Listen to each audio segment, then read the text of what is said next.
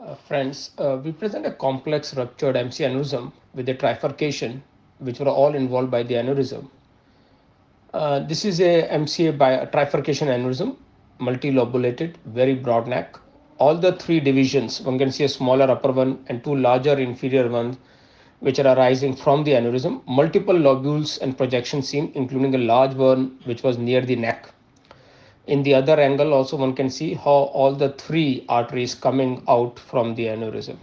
Strategy was to place a balloon in this division, which will cover the lower other division, and to have a view in which the red we denote will protect this area from which the upper division is arising. This is the balloon placement into one of the arteries.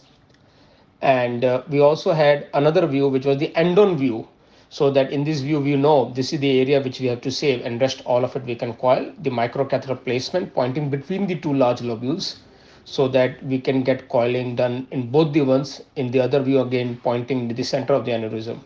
Shaping of the microcatheter is important, and long first coil was used to form a good cage which at least covered the larger lobule, and then selectively the larger lobule was further packed so as to get a complete occlusion. The balloon inflation, you can see, one can to check upon any change in the coils.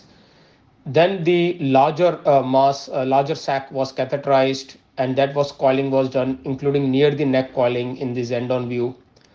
So it is pretty useful in these cases to deflate the balloon in blank roadmap. The white shows the deflated balloon and there's no coil movement there. In the other angle also we could see when we're deflating the balloon, there is no black line to denote any coil change. Then the smaller upper lobule was selectively catheterized, and in fact dense packing of it was also done. In the final angiogram shows almost complete occlusion with the reconstruction, and you can see in the end-on view where the coil mass is not there and most of the aneurysm is gone. The division which was saved by the balloon, and the other divisions which was also saved by the balloon, and the upper division which we spared by selectively doing the coiling in a way that we spared the origin of this artery. So all the three arteries were well preserved with complete occlusion of the aneurysm, as one can see in the DSA as well. And the post-op DSA shows normal filling of all the cortical vessels.